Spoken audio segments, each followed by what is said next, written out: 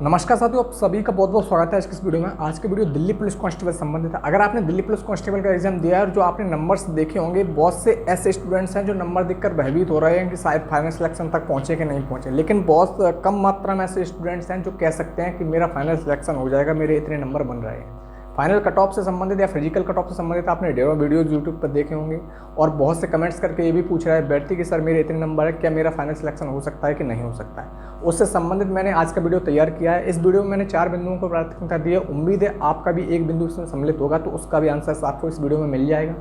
सबसे पहले मैं आपको बिंदु बताऊं, हाईएस्ट नंबर कितने हैं मेल और फीमेल कैंडिडेट्स जो पेपर दिए हैं उनमें से मेल के हाईएस्ट नंबर कितने आए और फीमेल के हाईएस्ट नंबर कितने आए। अगर आपको ये पता चल जाता है तो आप भी एक क्लियरिटी कर सकते हैं कि आप उस कट ऑफ या उस हाईएस्ट नंबर से कितने आगे पीछे हैं।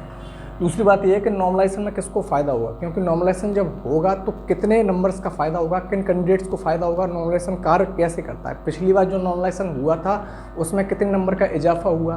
साथ ही साथ मैं इस वीडियो में आपको विद प्रूफ भी बताऊंगा कि नॉर्मलाइजेशन में कैसे कैंडिडेट्स ज़्यादा नंबर वाले कम में बदल जाते हैं और कम वाले ज़्यादा बदल जाते हैं और फिर उनका सिलेक्शन किसी का हो पाता है, किसी का नहीं हो पाता है। तो आपको ये भी जानकारी हो जाएगी आज की इस वीडियो में।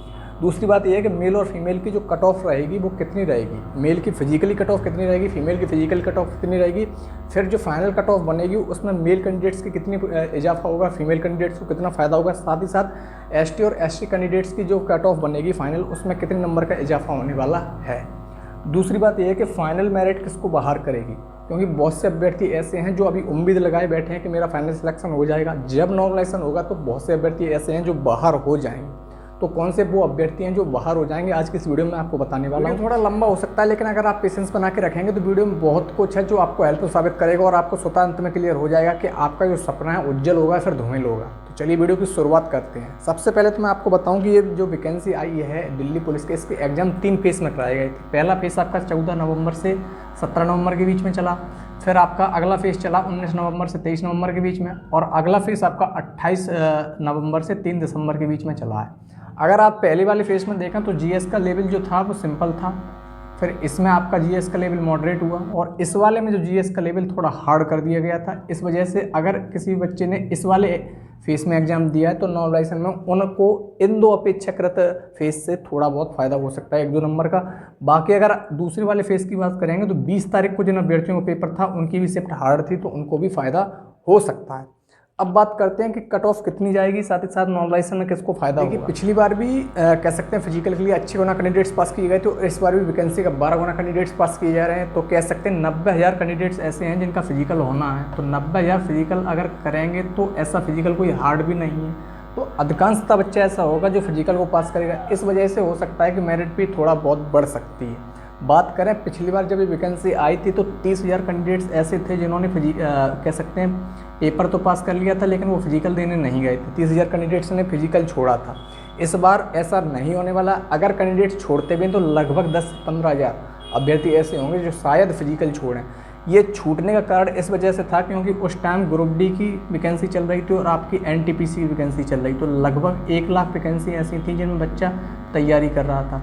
उस बीच 30,000 अभ्यर्थियों ने दिल्ली पुलिस का फिजिकल छोड़ा था। इस बार अगर आप देखें तो सेंट्रल की कोई भी ऐसी जॉब नहीं है, एसएससी जीडी की जॉब कंप्लीट हो चुकी है। जो अभ्यर्थियों को जाना था वो निकल गए। बाकी कोई भी ऐसी सेंट्रल की जॉब नहीं है जो अभ्यर्थी उधर की तरफ देख रहे हों। सबकी निगाहें इस वैकेंसी पर ही हैं। तो 90,000 कैंडिडेट्स में इसमें मान सकता हूँ कि 15,000 कैंडिडेट्स ऐसे होंगे जो शायद फिजिकल छोड़ें, बाकी सभी अभ्यर्थी फिजिकल को देंगे। तो इस वजह से आपकी जो कट ऑफ है हाई जा सकती है। जो कैंडिडेट्स सोच रहे कट ऑफ लो रहेगी और आशा लगाए या उम्मीद लगाए बैठे हैं इस वैकेंसी में मेरा सिलेक्शन हो जाएगा, तो शायद आप गलत दिशा में आशा लगाए बैठे हैं।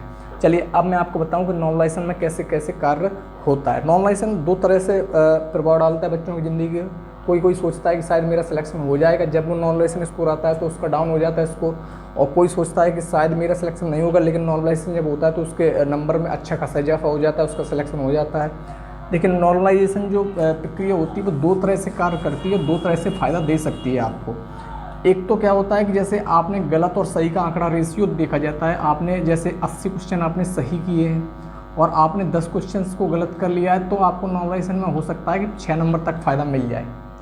आपने यहाँ 70 क्वेश्चन सही कर लिए और यहाँ गलत का आंकड़ा आपने 10 किया है, तो हो सकता है आपको 4 नंबर का फ़ायदा मिले। लेकिन आपने 60 क्वेश्चंस को सही किया और कह सकते हैं 10 क्वेश्चंस को गलत कर लिया, तो नॉर्मलाइजेशन में हो सकता है सिर्फ 2 ही नंबर का फ़ायदा मिले। और अगर आपने 60 क्वेश्चंस को सही किया और आपने सिर्फ गलत का आंकड़ा आपने 3 किया है या फिर कह सकते हैं 4 किया है, तो आपको हो सकता है 5 नंबर तक का नॉर्मलाइजेशन में फ़ायदा मिल जाए। तो नॉर्मलाइजेशन पहली प्रक्रिया तो ये है कि आपका गलत का और सही का रेशियो में अंतर अच्छा खासा होना चाहिए। ऐसा नहीं है कि आप 80 सही कर रहे हो 20 गलत कर रहे हो तो फिर आपको नॉर्मलाइजेशन में 2 से 3 नंबर का ही फ़ायदा मिलेगा। गलत का आंकड़ा आपका कम होना चाहिए और अच्छे तरीके से आपका जो सही का आंकड़ा है वो थोड़ा बहुत अच्छा होना चाहिए। दूसरा नियम ये कहता है कि जैसे आपके 4 सब्जेक्ट इसमें दिल्ली पुलिस में पूछे गए थे, मैथ, रीजनिंग और आपका कंप्यूटर था और जीएस थी। अब कह सकते हैं चारों में से किसी की शिफ्ट हार्ड होगी, किसी की शिफ्ट मॉडरेट होगी, किसी की सिंपल होगी। तो एक मेजर पॉइंट से बताएं कि मैथ में आपके मान के चलिए 3 क्वेश्चन ऐसे थे जो बहुत हार्ड थे, अधिकांशतः बच्चों ने छोड़े हैं फिर गलत किए हैं। ऐसे में क्या होता है, जब क्वेश्चंस हार्ड होते हैं फिर शिफ्ट हार्ड होती है तो आप गलत ना करें, छोड़ दें तो फ़ायदा हो सकता है, लेकिन अगर आप गलत करते हैं तो आपको सबसे ज़्यादा नुकसान होता है। और अगर आपको क्वेश्चंस बन गए, आपसे क्वेश्चंस आ गए हैं, कह सकते हैं हार्ड शिफ्ट है, और आपको वो क्वेश्चंस आए जो ऑलमोस्ट बच्चों ने छोड़े फिर गलत किए हैं, तो सबसे ज़्यादा जो फ़ायदा होगा नॉर्मलाइजेशन का आपको ही फ़ायदा होगा। जैसे मैथ में 3 क्वेश्चन बहुत टफ थे, अधिकांशतः बच्चे छोड़ के आए, और आपने अगर इनमें से 2 क्वेश्चन को बना दिया तो शायद आप उस शिफ्ट में सबसे ज़्यादा नॉर्मलाइजेशन का फ़ायदा ले सकते हैं। रीजनिंग में कह सकते हैं आपके 2 क्वेश्चन बहुत हार्ड थे, आपने 1 बना दिया उनमें से। कंप्यूटर में भी आपके 3 क्वेश्चन हार्ड थे, आपने 1 बना दिया। जीएस में आपके कह सकते हैं 5 क्वेश्चन हार्ड थे जो अधिकांशतः बच्चे ने छोड़े फिर गलत किए हैं, और आपने उनमें से 3 क्वेश्चन को बना दिया, तो कह सकते हैं 8 नंबर तक का फ़ायदा ले सकते हैं अपेक्षाकृत। तो और अभ्यर्थियों ने जिन्होंने छोड़े हैं उनको हो सकता है 3 का फ़ायदा हो, उनको 4 का फ़ायदा हो, इससे ज़्यादा फ़ायदा नहीं हो सकता। जबकि आपको 8 से 9 नंबर तक का फ़ायदा हो सकता है, क्योंकि ये जो क्वेश्चंस होते हैं अपर लेवल क्वेश्चंस रखे जाते हैं, अधिकांशतः बच्चे छोड़ते फिर गलत करते हैं। लेकिन अगर आपकी तैयारी अच्छी खासी और आपने अच्छे खासे नंबर्स इनके प्राप्त कर लिए हैं तो सबसे ज़्यादा नॉर्मलाइजेशन में आपको ही फ़ायदा होगा। अब मैं आपको दिखाता हूँ कि विद प्रूफ पुलिस का ही एक एग्जाम्पल आपको दिखाऊँगा कि विद प्रूफ जो बच्चा सोच रहा था मेरा सिलेक्शन हो सकता है या फिर हो जाएगा, और जब उसका नॉर्मलाइजेशन स्कोर आया तो वो बाहर हो गया। जो सोच रहा था मेरा सिलेक्शन नहीं होगा, उसका नॉर्मलाइजेशन स्कोर में देखें तो उसका जो कैंडिडेट्स था उसका सिलेक्शन हो गया है। देख सकते हैं आपकी स्क्रीन पर दिख रहा होगा कि एक कैंडिडेट है। पहले तो मैं आपको कट ऑफ बताऊं कि आपको जो जनरल की कट ऑफ आपको स्क्रीन पर दिख रही होगी, लगी है जनरल की कट ऑफ 75.52 कट ऑफ लगी है जनरल की। अब एक कैंडिडेट जिसके 71 नंबर आए हैं और उसको कह सकते हैं 5 नंबर का नॉर्मलाइजेशन का फ़ायदा मिल गया, तो आप देख रहे होंगे स्क्रीन पर उसके नंबर हो गए 76 और जनरल की कट ऑफ लगी थी 75। ये बच्चा ले गया सिलेक्शन। अब वहीं दूसरी तरफ आप स्क्रीन पर देख रहे होंगे एक कैंडिडेट जिसके 76 नंबर आए हैं और उसको नॉर्मलाइजेशन में 3 नंबर का हो गया घाटा, अब उसके 73 नंबर बचे। तो आप देख सकते हैं कि उसको 73 नंबर और जनरल कट ऑफ लगी है 75 नंबर, तो ये फेल हो गया है। तो आप देख सकते हैं जिसके पहले 71 नंबर आए थे उसको 5 अंक का फ़ायदा मिला, कह सकते हैं 76 हो गया, उसका सिलेक्शन हो गया। वहीं कैंडिडेट जिसके पहली बार में 76 नंबर आए और उसको नॉर्मलाइजेशन में घाटा हुआ, क्योंकि इसकी शिफ्ट होगी सिंपल, इसलिए इसको 3 नंबर का घाटा हुआ। 76 थे, 3 कट ऑफ है, इसमें 73 बचे और जनरल कट ऑफ 75 थी, इस वजह से ये डिस्क्वालीफाई हो गया। तो ऐसे नॉर्मलाइजेशन कार्य करता है। पिछली बार जब दिल्ली पुलिस में नॉर्मलाइजेशन की प्रक्रिया अपनाई गई थी तो सबसे ज़्यादा नॉर्मलाइजेशन में जो स्कोर बढ़ा था, कह सकते हैं 10 नंबर तक का कैंडिडेट्स को फ़ायदा हुआ था, लेकिन हर कैंडिडेट्स के 10 नंबर नहीं बढ़े थे। बहुत रेयर स्टूडेंट्स थे जिन्होंने, मैंने बताया, जो प्रक्रिया अपनाई थी उसी के हिसाब से 10 नंबर का इजाफा हुआ था। तो इस बार भी यही उम्मीद लगाई जा सकती है कि आपको 10 या फिर कह सकते हैं 8 नंबर तक का नॉर्मलाइजेशन में फ़ायदा हो सकता है। तो जो कैंडिडेट्स अभी अपने नंबर समझ रहे होंगे, कह सकते हैं 70 से थोड़ा डाउन में हैं, तो अभी आप अपने आप को मेरिट आउट ना समझें, क्योंकि नॉर्मलाइजेशन कुछ भी कर सकता है। अब मैं आपको बताऊं, देखिए आपके एक चरण कंप्लीट हो गया है। हाईएस्ट नंबर में आपको बताऊं, मेल कैंडिडेट्स में जो हाईएस्ट नंबर अभी जो मिले हैं उनके 88 पॉइंट में कुछ नंबर आए हैं, और फीमेल कैंडिडेट्स जो हाईएस्ट नंबर मिले हैं वो 78 पॉइंट में कुछ नंबर हैं। तो आप देख सकते हैं इस कैटेगरी हाईएस्ट स्कोर से आप कितने दूर हैं।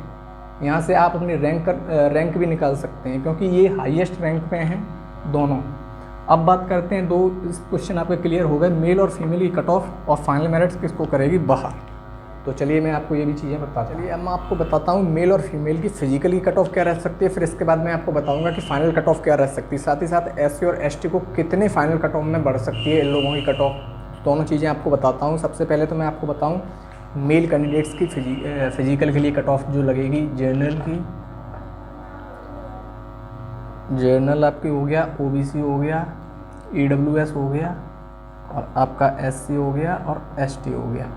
यहाँ आप मेल कैंडिडेट्स देख सकते हैं और यहाँ आप फीमेल कैंडिडेट्स देख सकते हैं। और ये जो कट ऑफ है इतने नंबर आपके होने चाहिए। अगर आप शायद है कि इसके इर्द गिर्द में ही हैं और कह सकते हैं नॉर्वेशन में आपको 2-3 नंबर का फ़ायदा हुआ, तो आपके साथ ये धोखाधड़ी हो सकती है, क्योंकि ये आपको ज़्यादा दुख पहुँचाएगी, क्योंकि फिजिकल देकर आप वापस लौटेंगे, फाइनल तक नहीं पहुँचेंगे। इसलिए इतने नंबर मैं बता रहा हूँ कि ये तो होने ही चाहिए, बल्कि इससे ज़्यादा हो तभी संतुष्टि आप मान के चल सकते हैं। जनरल कैंडिडेट्स में 65 नंबर +- 2 करके आप चल सकते हैं। ओबीसी कैंडिडेट्स 64 +- आप करके चल सकते हैं। ईडब्ल्यूएस कैंडिडेट्स 62 नंबर आप +- करके चल सकते हैं, क्योंकि ईडब्ल्यूएस जनरल में अब कुछ खास अंतर देखने को नहीं मिलता है। एससी कैंडिडेट्स अगर आप हैं तो आपके 55 नंबर होने चाहिए, +- 2 कर सकते हैं। और एसटी कैंडिडेट्स में आपके 58 नंबर होने चाहिए, +- 2 कर चल सकते हैं।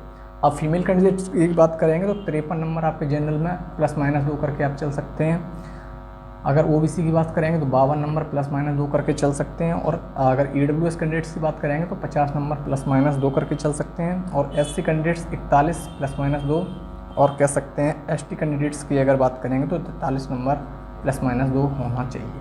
अब बात करते हैं इन 3 कैटेगरी की। तो इन 3 कैटेगरी में फाइनल कट ऑफ जो बनेगी वो 10 नंबर का इजाफा लेकर जाएगी। तो इसलिए अगर आपके इतने नंबर हैं तो फिर आप नॉर्मलाइजेशन को जोड़कर और अपने फाइनल मेरिट को बढ़ाकर कह सकते हैं 10 नंबर और जोड़ें।